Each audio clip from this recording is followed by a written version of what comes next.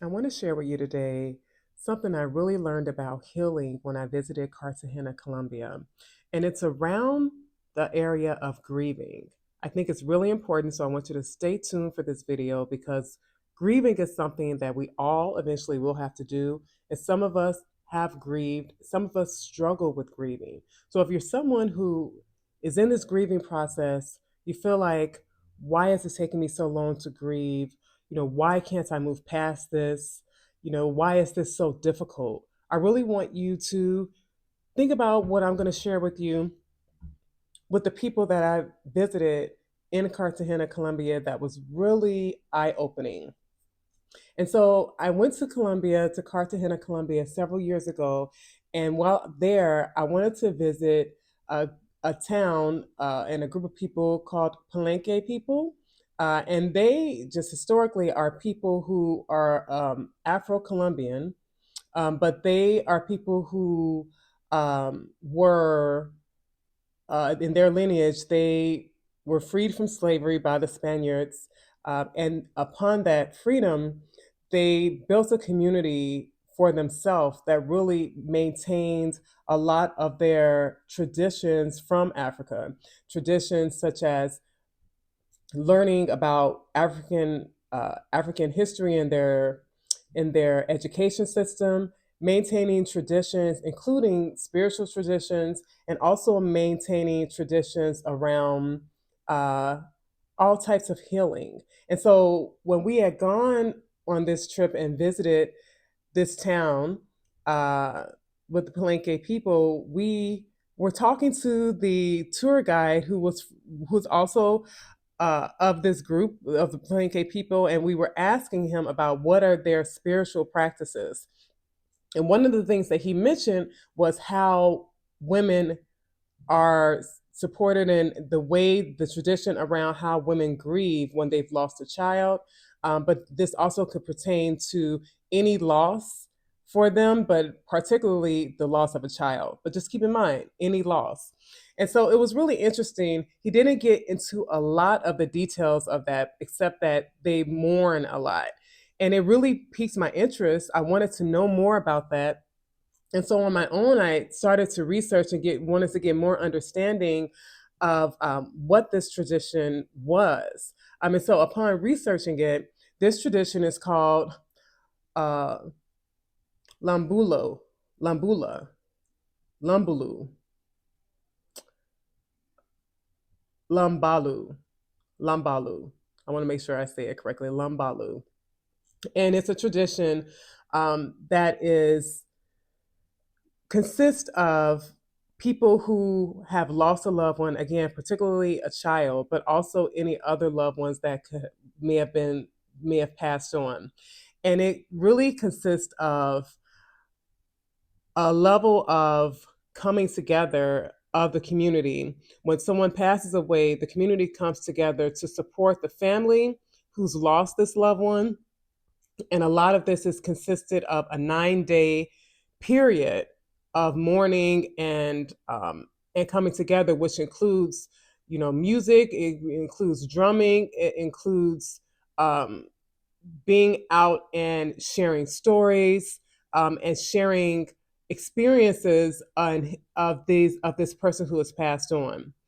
Um, when it comes to the mothers or the women, the mothers particularly, when a child passes or passes on, they are really given the space in this 9-day period, and also beyond that, to be able to really grieve and mourn. And there's, a way that happens, that deals with the way that they move, um, songs that are sung, and the thought behind this is that a person who has passed on, that this 9-day tradition is a way to help support the deceased person go from the physical world to the spiritual world. And so it acts as a support to help them travel there.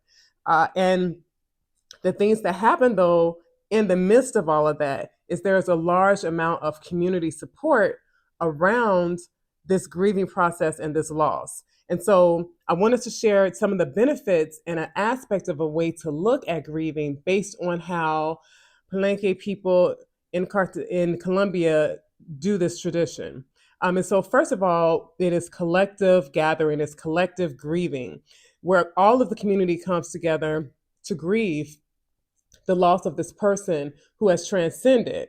And so that mourning together is really important because it keeps a person from being isolated in the midst of their mourning.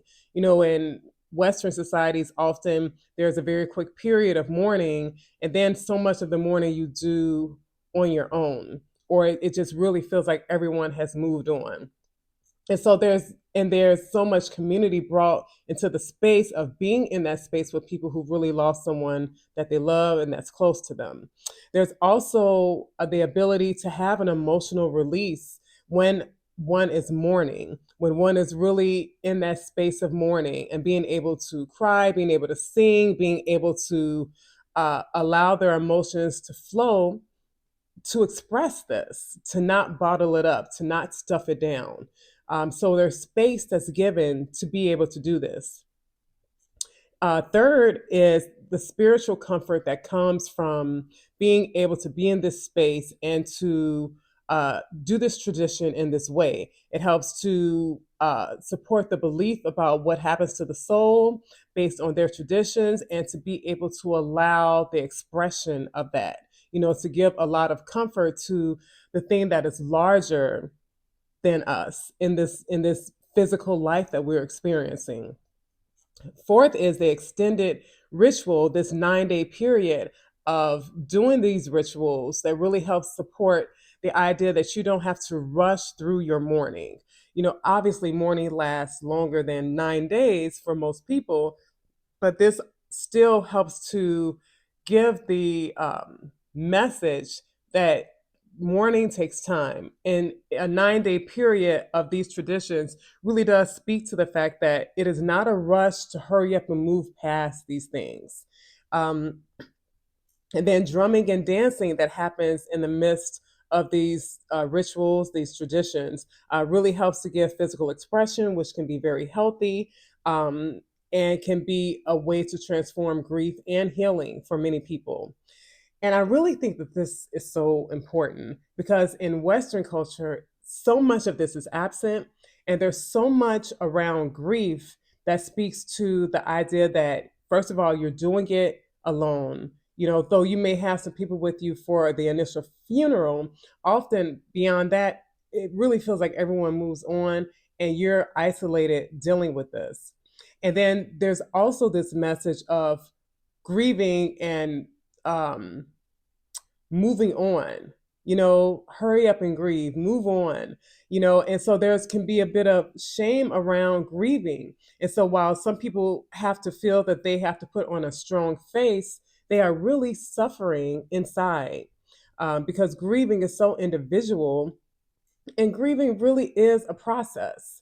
um, so this short mourning period really doesn't do justice to allow a person to really process their experiences and to have support around that processing of their experiences. Um, there's less community involvement. Many people who lose someone, it's not a whole group effort around coming, depending on, your culture that you bring to a space. But when we talk about just Western culture in a general sense, that's not the way the practices usually are. People gather for a funeral for that moment in the day, but this collective gathering usually is not something that is highlighted in our society. You only get so many days off.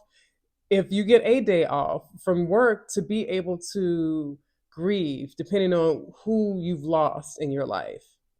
And then also there's limited emotional expression when it comes to grieving. There's this idea of um, someone else's grieving is uncomfortable to other people. Maybe you feel you don't know what to say, or people don't say anything because maybe they don't know what to say, because it's not embraced in this way where it sounds like, from what I've learned from this tradition that we're speaking of, in from Palenque people is that there is a lot of allowance in expression. So expression is more free because there is the this tradition is widely embraced.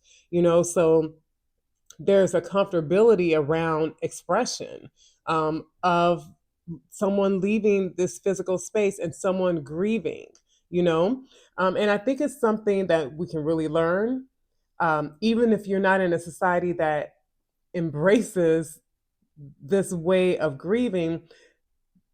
It really speaks to the importance of allowing yourself to grieve, not allowing anyone to rush you through a grieving process, to be able to really find connections because they're so important, to be able to have extended time to express your emotions because that expression is so important, to be able to connect with the spiritual thoughts you have around the body and the spirit when it transitions, and to be able to be in a space where you can openly um, express that without feeling shamed or feeling like there's what your beliefs are wrong.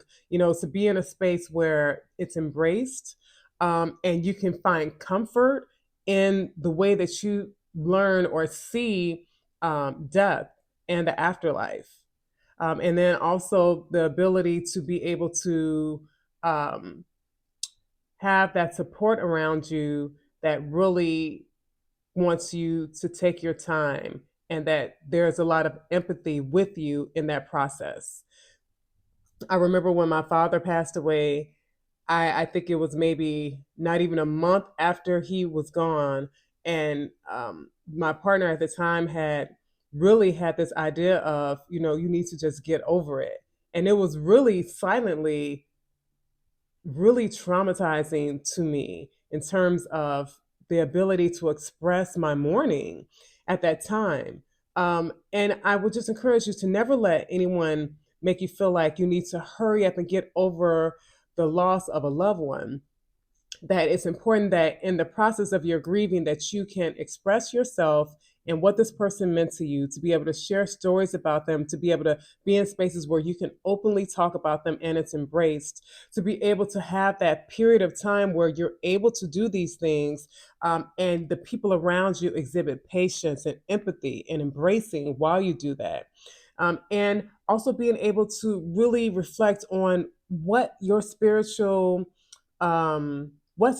makes sense to you, what brings you comfort as it pertains to death and dying, and what happens to a loved one for you. And not feeling like you have to do what a society says or believe what a society says about the death and dying process, or what happens to you after you die, what happens to your loved one after you die. The fact that you have the right to be able to reflect on what brings comfort to your spirit in the midst of losing someone. And also to be able to express that. So I really wanted to share this with you because I know that grief is one of those things that you can't necessarily say a thing to just make everything better for a person who's going through grieving. And this shouldn't be the approach in the first place. The real approach should be to just stand in love with that person, to stand in community with that person, to stand in as a pillar of strength to this person while they may need it, and for the time that they may need it.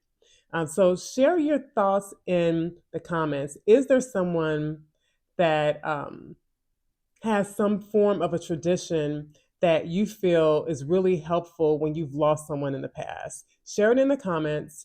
I would love to hear from you, and I will look forward to seeing you in my next video. Have a wonderful day, and I'll talk to you soon.